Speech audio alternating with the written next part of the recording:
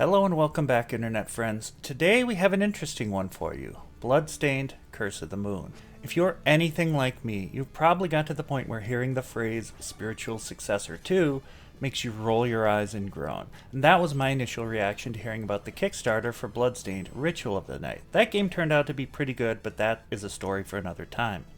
Today, I've called you all here to talk about the prequel that was made as a result of a rather hefty stretch goal, Bloodstained Curse of the Moon.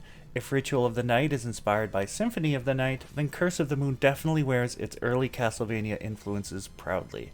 There are multiple playable characters, which definitely harkens back to Castlevania 3, but I would argue that everything else kind of feels more Castlevania 1, in a good way. The soundscape does an amazing job of captivating this. From the very beginning, the music struck me as very 8-bit, and it frames the sound effects nicely. The slash of Zangetsu's sword, or the haunting train whistle outside the castle, whisked me back to a simpler time. A time of dog-eared Game Informer magazines and taking turns on an NES at my friend's house.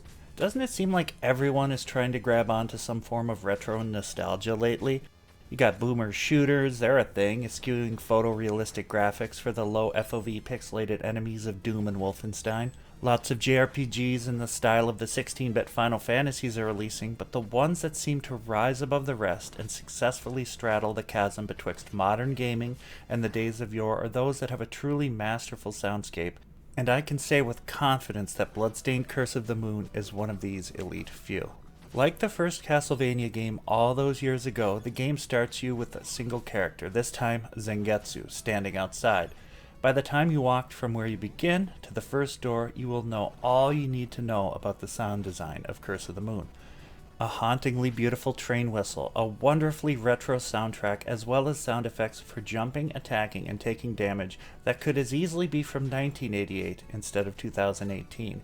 The only difference being the soundtrack is something you might work out to, as opposed to a few bars on a loop, repeated endlessly for a whole level. Speaking of levels, how are those levels, you might ask?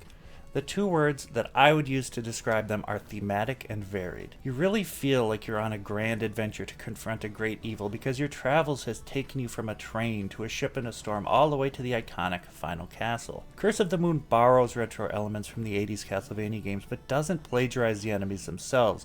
The bosses, in particular, are very well thought out, with mechanics that make a lot of sense. I never felt like I died because of bullshit. I was always to blame.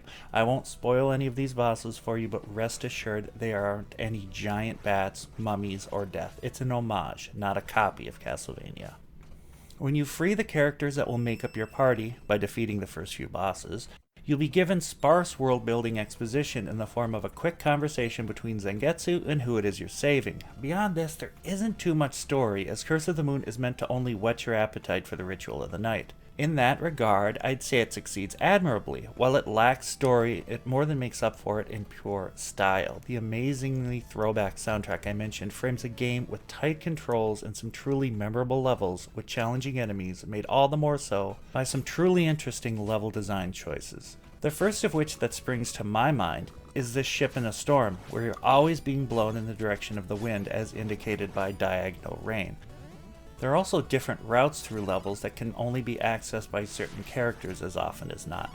This makes each playable hero feel deeper and more impactful instead of just being a weapon choice.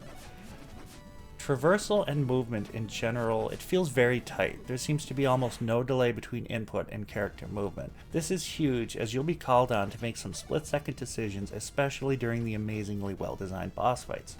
Unless you're attempting a speedrun, there aren't really many areas that require pixel-perfect platforming, but being able to move freely helps you style on enemies and ups the cool factor. Each playable character has a different jump height and style of attack. I really enjoyed how this made it feel like a diverse party of adventurers, instead of having a vampire and an old man control exactly the same.